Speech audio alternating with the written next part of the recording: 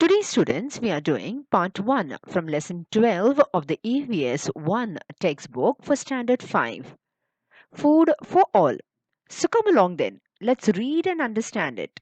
Food for all. We all need food. Food is our basic need.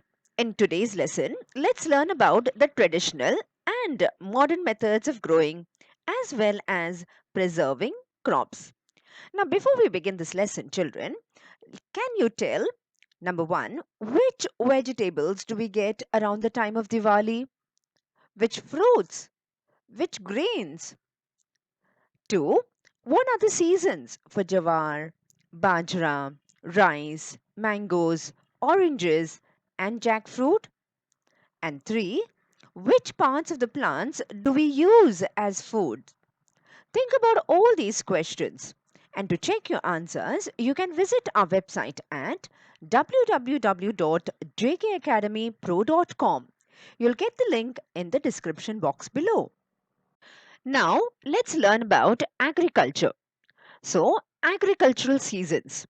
Now, in India, we have learned about the three main seasons, isn't it? The monsoon, the winter, the summers.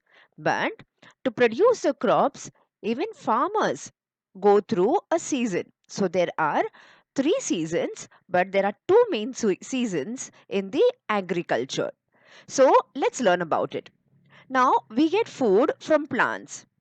For what purpose we sow grains in fields and plant fruit trees in orchards? What are orchards? Orchards are place where they grow fruit trees, trees bearing fruits. So those are called orchards. Okay. So fields we have crops, and in orchards we have fruit trees.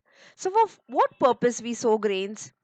And you should remember that about 60% of the land of our country is in the use of agriculture. That is, they grow grains and various vegetables and other trees are grown, and therefore 60% of the land of our country is under agriculture. So therefore our country is called the agricultural country.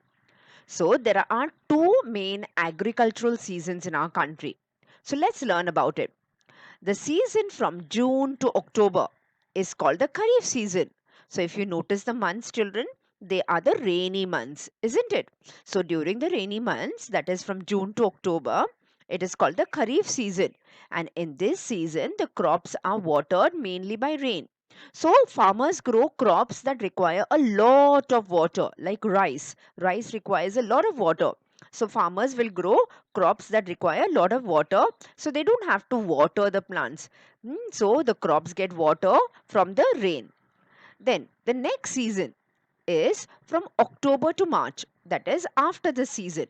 So October to March, that is, if you notice, they are the winter months. And this season is called the Rabi season. In this season, rainwater that has soaked into the soil, the retreating monsoon, and dew are the sources of water for the crops. So these are the different ways in the crops get water. One is the rainwater that has soaked into the soil. So we know that during the rainy season a lot of rain has fallen, and where has the rain gone? It has gone in the ground. So it has formed groundwater. So this groundwater is taken by the crops. So then you have the retreating monsoon. Retreating means now the monsoon is getting end. It is the end of the monsoon season. If you see October month, okay, it is common to Kharif and the Rabi season. So the retreating monsoon. The monsoon now the rain is there, but very less rain. And dew, the dew drops. You have learnt about dew drops, isn't it? That is, the water vapor condenses and forms dew during the winter season. Okay, so during the winter season it is very cold, so the water vapor from the atmosphere converts into water droplets, and these water droplets are called dew. So these dew drops also fall on the ground, okay, where it is very cold, so there is lots of dew that forms, okay, just like rain. So it is enough for some of the crops that do not require a lot of water, okay. And in addition, some crops are grown from March to June. These are called the summer crops. So very few, because now during the summer season there is hardly any water, isn't it? The groundwater level also goes down, well water also goes down. So farmers have to do a lot of effort to get water. So therefore, and plus what happens is it is very, very sunny, so the crops may get, withered away, burnt away, so they may get scorched in the sun. So therefore, farmers do not grow a lot of crops. So only where places where it is not very hot, okay, or maybe some crops where they can grow with where they have a lot of water to put for the plants, or the crops that do not require a lot of water. So such crops are planted during this season, but not very much. Okay. Can you tell the students which is the season for growing rice? Okay, think about it. And I already mentioned it while I was explaining to you all the earlier paragraph. So remember it. And to find your answers, you can go to our website at www.jkacademypro.com. Now let's continue with the lesson. And we have the agricultural work. We know that farmers work in the fields and they have to work so hard. It is laborious work. Sometimes they have to make use of animals, and often they use tractors also. But if the land is very small, then you can't use tractors. Tractors are very expensive. All farmers can't afford tractors. So what happens is it is very, very hard laborious work. And when you do hard work, you always wish that you get the fruit of your labor. You get work hard, isn't it? While you're working working hard while studying or doing a project or something. So you wish that your project or your efforts are paid. That is, you score very well. So also when the farmers work very hard, what happens is they wish, every farmer wishes to get a good harvest. Harvest means good crop. Okay, and a good harvest provides a good income. So if they have good crops growing, then they can sell it in the market and they can earn a lot of money. Okay, if the crops are not growing so well, what happens is all the labor, all the effort, all the time is lost, and the farmer will not be able to earn that much. So every farmer works very, very hard, and he wishes that all his crops may grow very well and he gets a good income. Fertile land, good quality seeds, and fertilizers, and availability of water are essential for a good harvest. So, in order to get a good crop, these are few things which are very, very essential, very important. Okay, without it, you'll not have good crops. So, which are they? They are fertile land. The land should be very fertile, it should be good. Okay, then you should have good quality seeds. You can't just plant any seeds. Okay, so good quality seeds are very important. Fertilizers and availability of water. So these are the main important things that is necessary.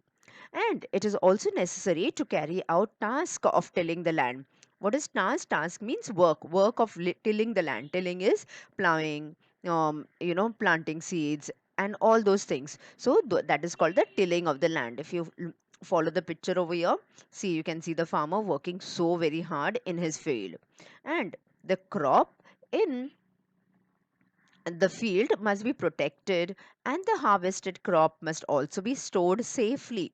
All of these processes are important. So, not only having good land, fertile land, or watering the plants, good seeds, but it is also important to protect the crops, because the crops may get damaged due to other animals coming into the field, or damage due to sometimes floods. There is a lot of rain that happens, and there are floods in the field, so that could spoil the crops. So all these things the farmer has to take efforts to see that the crops are protected, and after harvesting also he has to see that that the crops are stored very safely. Okay, so that it is not spoiled or not harmed in any way. Now the population of our country is increasing, and still the needs of all the people are being met, isn't it? Our population has grown so much. Okay, from the time, during the pre-independence time, then later on to the present time, the population has grown. We can see it in our cities, in our villages, wherever we go to marketplaces or public transport. It is so crowded, but yet all the needs of our food is met. It is not that people are going hungry and dying of food, but everybody gets food to eat, isn't it? So this was possible, this has been possible because of modern improved methods of agriculture. So there were traditional methods and there were modern methods of agriculture. So we shall learn about these two methods and how it has helped the farmers. Now let's learn about the traditional methods of agriculture. So how during the olden days, okay, the farmers used to plow their fields, water their fields, what all they used to do. In the traditional method of agriculture, plowing, tilling, etc. were done with the help of oxen. Oxen, okay, ox and oxen. Plural of ox is oxen. So they would use animals to plow and till their fields. And a moat. What is a moat? A moat is a huge leather bag. If you can, see it in the picture given alongside, it's a big leather bag. Driven. Driven means pulled. Pulled with the help of the oxen. This leather bag was pulled or drawn, okay, with the help of oxen and to draw the water from the well. So to remove the water from the well, this huge bag was lowered, okay, and then the oxen used to pull it up. Okay, so that is how they were able to water the plants. So harvesting, threshing, etc. was done by the members of the farmer's family themselves with the help of the oxen. Okay, what is harvesting? Harvesting is cutting of the crops. When the crops grow and they are ripe and they are ready to be cut, so that is called harvesting. And what is threshing? Threshing is beating. You have to beat the crops, beat in such a way that the grains loosen out, okay, from the crop, from the plant. So harvesting and threshing, all this work requires a lot of effort. So all this work was done by the members of the farmer's family only themselves with the help of the oxen. So they would use the oxen also, for threshing, harvesting and all that. However, farmers now carry out all these tasks with the help of machines. So that is now there are tractors, there are other machines, okay, harvesting and threshing machines are also there. So when the now what has happened is small farmers have combined together and joined their fields, and so they can make use of all these modern methods of farming. Now let us learn about the improved methods of agriculture. So the modern methods, which are the improved methods or modern methods of farming. Now improved seeds. So first and foremost is the farmer requires seeds to sow his crop, isn't it? So they are the improved seeds. Now what is there? What it is? It is earlier it was customary. Customary means they would do it regularly to preserve the seeds of one harvest for sowing in the next season. That is, whatever harvest it was grown this year, they would keep part of the seeds and preserve it. That is, save it. Okay, for the next season. So when they had to, plow the field and tilling and all that was done, sowing of the crops was done. That time they would use the seeds of the previous year. That is how they would do it traditionally. But those seeds did not have a high yield. High yield means they did not give good crops. They did not yield good, harvest or good grains, good quality grains. Nowadays, improved seeds are developed through research. So there are a lot of scientific research goes on. They do a lot of research to find out and to make to grow more seeds. Okay, better seeds.